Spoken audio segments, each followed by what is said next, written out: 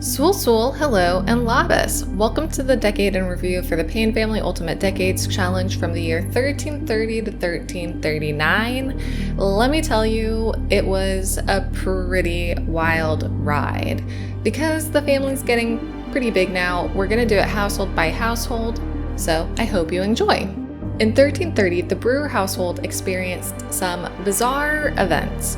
While Elizabeth was in labor, two unrelated babies who had the Brewer last name mysteriously appeared in the house.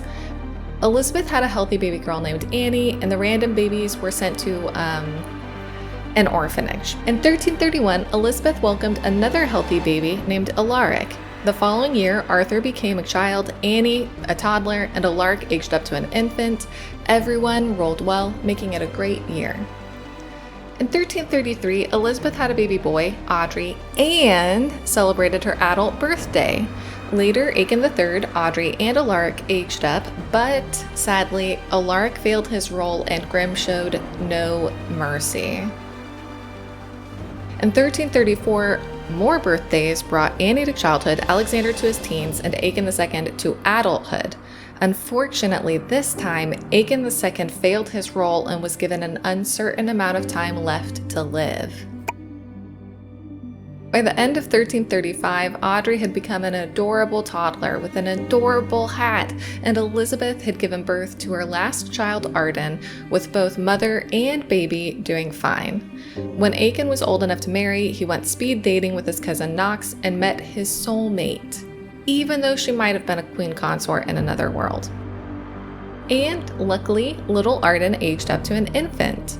Elizabeth was so happy about the run of good luck that she stood on a table singing. In 1336, Arden aged up to a toddler, and a very cute one at that. However, in 1338, Audrey failed his age up to a child, and Grimm would not give him back to us. But there was some good news, at least. Aiken III was able to marry his soulmate, Marjorie. In 1339, Arthur became a teenager, and he was the first of Elizabeth's children to pass that milestone. Sadly, Aiken III's first baby didn't survive, which meant that the decade ended for the Brewers on a tragic note, though we were happy that there were so many Brewers that we could have hope for their future, especially after the way that Gen 2 Brewers had gone. In 1330, the Hagen household celebrated two birthdays. Leif successfully became a young adult, but sadly, Eric failed his toddler age up.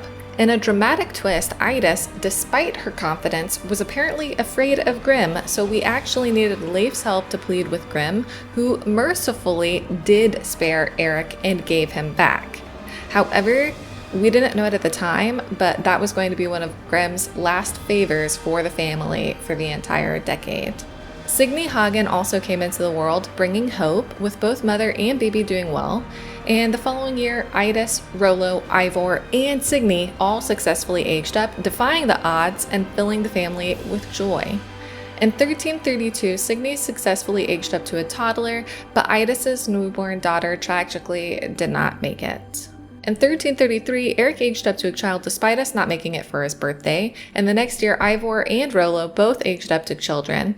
But in 1335, tragedy struck as Idis and her newborn Ingrid didn't survive, leaving Leif a widower and the children absolutely heartbroken. Fortunately, Signe successfully aged up to a child, and the family avoided any further risky roles for a few years. Leif ended the decade just as he began it, with a birthday. This time, it was the dreaded adult age up. Thankfully, he passed, ensuring his children wouldn't be orphaned. Hooray! In 1330, Jefferson I tried hard to be good and became family-oriented. Deville welcomed another son, Heath, and both mom and baby were doing well. By 1331, James became a toddler and Heath an infant, filling the Greystroke home with the sounds of children. Jefferson II aged up to a child and proved to be more likable than his father, who we disliked more and more as he insisted on still having romantic feelings for Deville's sister Idis. In 1332, Heath successfully aged up to a toddler, but tragedy struck the next year when Dovile lost another baby. In 1334, James became a hot-headed but healthy child, while by 1335, Jefferson's desire to flirt with Idas was even more disturbing since she had just passed away. When he failed his adult age-up, it wasn't too heartbreaking. In 1336, Dovile had her last child, naming her Idas after her late sister, and thankfully the baby survived, and at her infant birthday, we discovered that she had her aunt's dark hair and a striking resemblance to her namesake. In 1337, Dovile passed her adult age up, and in 1338, her first son, Jefferson II, aged up to a teen. The family was doing pretty well and seemed to be on a streak of good luck if we ignore what had happened to Jeff I. But maybe that was good luck in and of itself. At the start of the decade, Edith and Edwin, Cree's last children, successfully aged up. Edith became a loner, and Edwin inherited his father's lactose intolerance. They were absolutely precious. The next year, Grey reached adulthood, marking a significant milestone as the first of the Generation 2 children to do so. Meanwhile, Eleanor's much-anticipated wedding took place at a grand chapel attended by noble friends, family, and even the king. Also our relative though, so it's not as impressive. In 1332, Kieran aged up to a teen just as Grania, who had been secretly resurrected by evil Aunt Rhianach, also became a teen. With Grania already powerful and Kieran just beginning to explore magic, we hoped the destined battle between good and evil wouldn't come too soon. By 1334, Eleanor showed she was her mother's daughter when she had twins, both of whom actually survived. The next year, Grey's family returned home to discover Ava's mysterious and unnatural death. The Jacobsons then turned to the Covingtons, who were healers and secretly witches, for help with the training that Ava had been doing. Fortunately, things were going very well at Eleanor's estate when her husband and her twin sons aged up all together on one day, making it a day of celebration.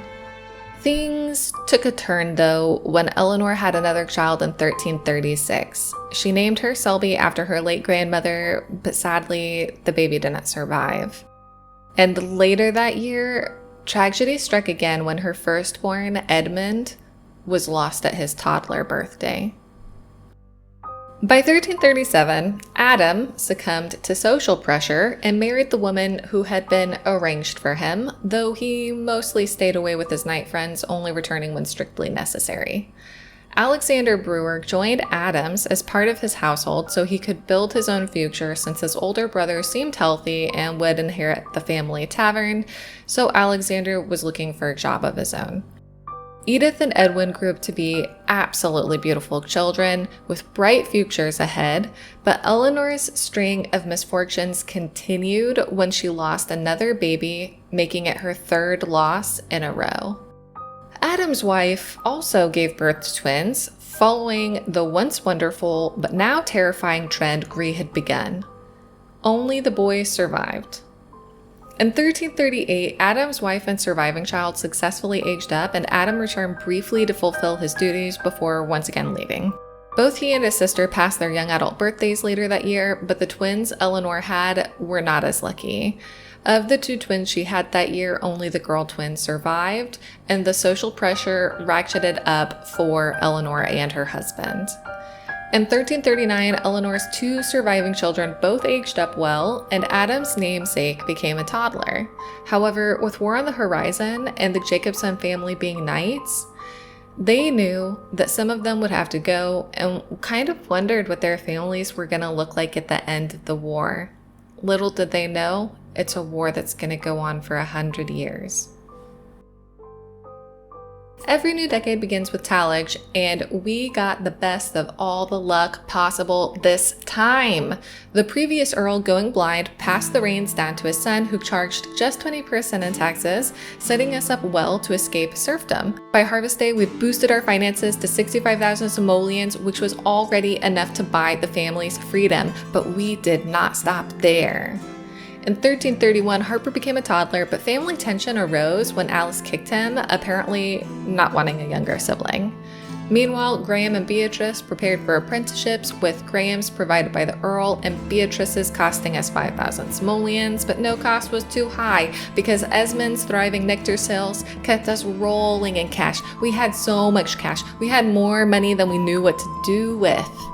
In 1332, Alice successfully aged up to a child, and Esmond went about making friends with our Earl, Henry of Grosmont, in, well, I guess in a very odd way, but each to their own, you know? The Paynes were thriving and eager to become free people, even if that meant saying goodbye to our old way of life. And by 1333, we said goodbye to our original home, we threw a farewell party, and we moved to a new life.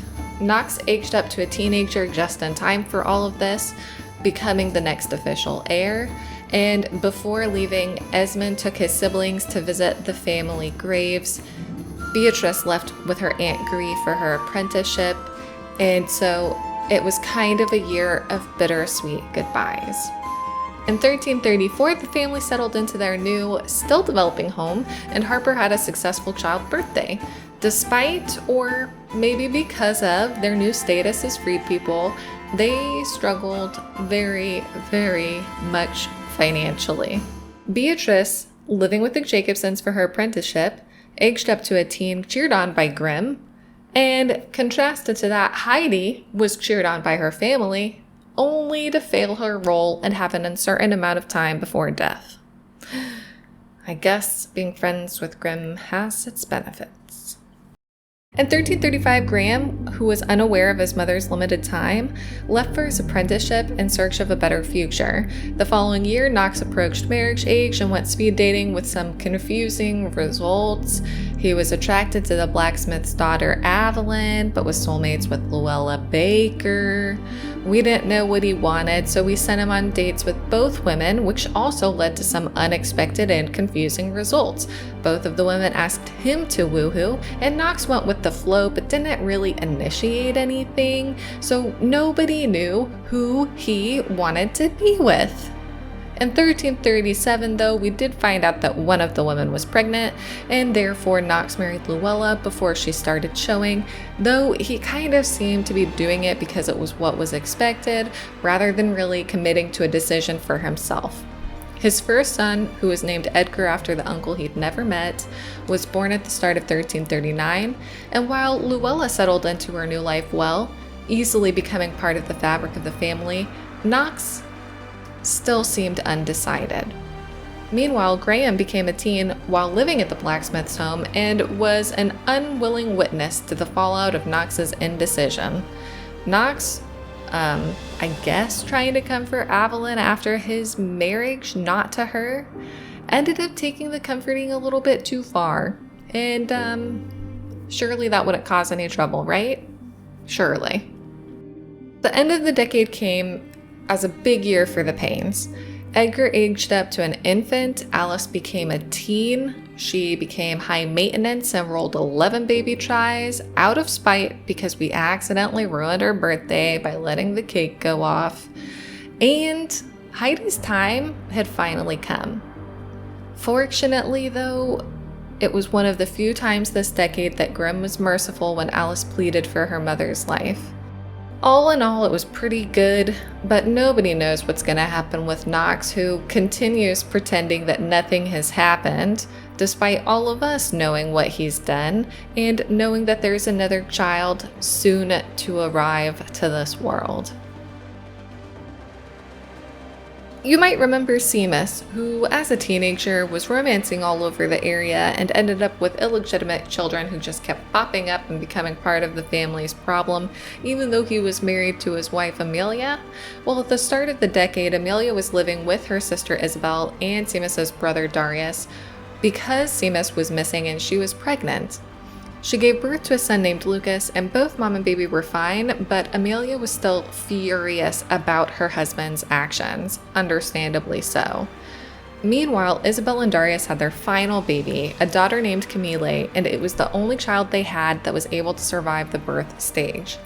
Illegitimate Joris also celebrated his toddler birthday, passing it with ease, while Lucas had his infant birthday. The next year, Darius had to go to war, and while he was there, he contracted tuberculosis, which led to horrible and unforeseen consequences. Meanwhile, we finally discovered that Seamus, after having that fight with his father at the end of the previous decade, had wandered off, ending up at a tavern where he drank, he gambled, and he romanced his troubles away. Of course, his actions led to debt, and a soon-to-be illegitimate child with the tavern owner's daughter, and, of course, being held hostage for his crimes. The tavern owner, who was also in debt to dangerous people, planned to trade Seamus for his own freedom. However, the daughter, knowing that Seamus's family could pay his debts, traveled, even though she was heavily pregnant, to try and save him. Vilkas rushed to save his son, but it was too late. Seamus had already been shipped off to a distant land. Tragically, Jimena, the tavern owner's daughter, had pushed herself too hard in her attempt to save him and died after delivering a healthy baby girl who was named after her. Camille aged up to an infant, but Darius's tuberculosis began causing major issues. Although he was noticeably sickly, he overcame the disease and successfully passed his young adult birthday, but by 1332 the disease had spread within his own house, and Amelia lost her only child, Lucas, who, even though we pled, Grimm did not show mercy for. Camille also failed her toddler birthday, and Grimm again turned his back on the family. By 1333, Amelia was devastated, and she left. She had nothing left after losing her husband and her son, and she didn't want to be there surrounded by the illegitimate children that he'd had. Johanna and Joris aged up, her to a toddler and him to a child, successfully breaking the streak of bad luck, and with no more baby tries left, Darius and Isabel, who loved Seamus's illegitimate children, adopted them as their own, and together they formed a really loving, happy family. We briefly saw Seamus when he failed his young adult age up, but his fate remained unclear. And in 1334, Isabel aged up to a young adult. It was only in 1335 that we finally learned that Seamus had been taken to Cairo to join the Mamluk army, and while he was far from home, he seemed to be adapting well, appearing relatively happy and healthy.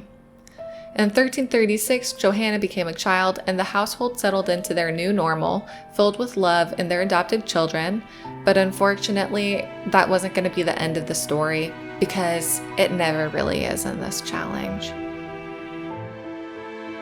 1330 started with conflict in the Miskinises house, as Lena wanted to arrange marriages for the children with the goal of making their futures better, but Vilkas was scared off of it after Seamus's own arranged marriage had ended in such disaster.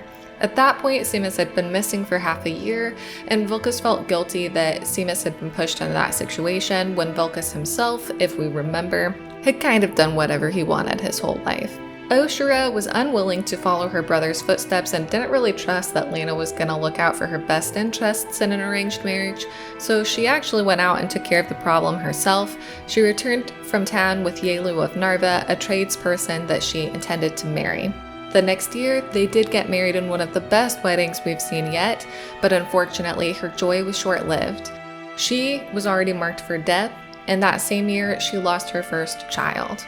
Meanwhile, Irma aged up to a money-focused teen, and she formed a really odd bond with the scheming Sophia, and that led to a lot of questions in the comments about how they might find wealth together, and if it would be at somebody else's expense.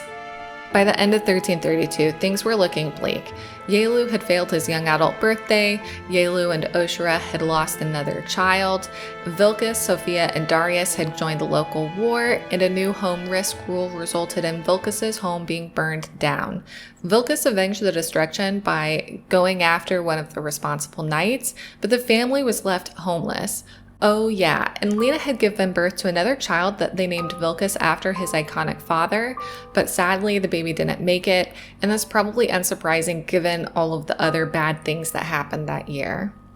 In 1333, the family moved in with Oshara and Yelu, and despite their hardships, Vilkas and Lena kept trying for another child, eventually getting pregnant again. Sophia was seeking stability, and she married a trader that she thought was wealthy, only to realize he wasn't the ideal partner, and that he already had a son set to inherit his estate. It did lead her to consider eliminating the competition for her children's inheritance, but that's still kind of up in the air to this day. Oshra finally had a surviving baby, and we named her Vitalia in celebration of her life. But Vilkas had his elder birthday, and he failed it.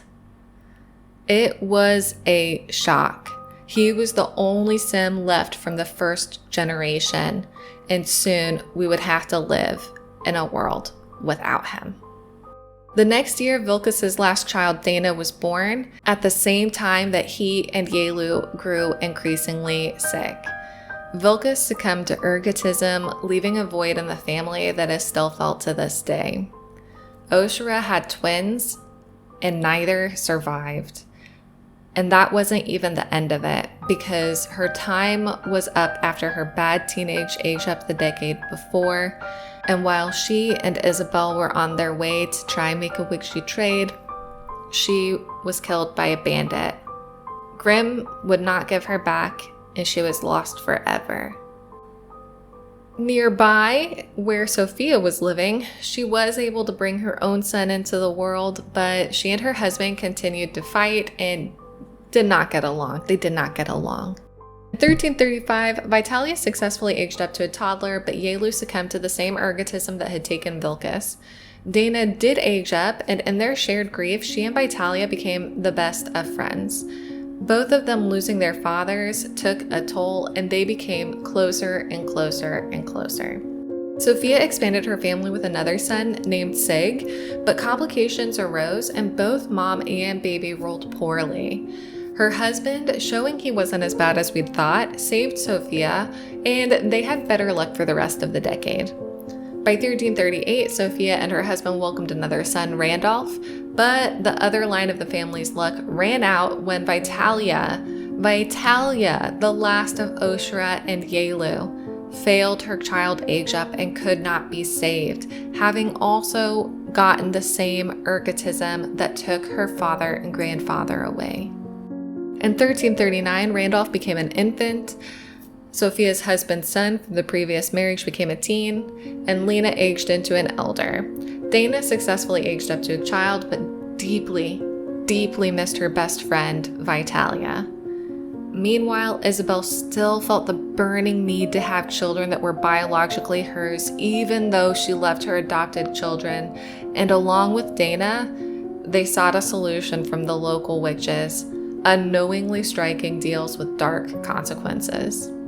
All in all, it was a pretty tough decade. The family is growing, and we do have a lot of Sims, but there is always more drama on the horizon with these guys. I hope you've enjoyed this decade in review, and I'll see you at the start of 1340. Bye-bye.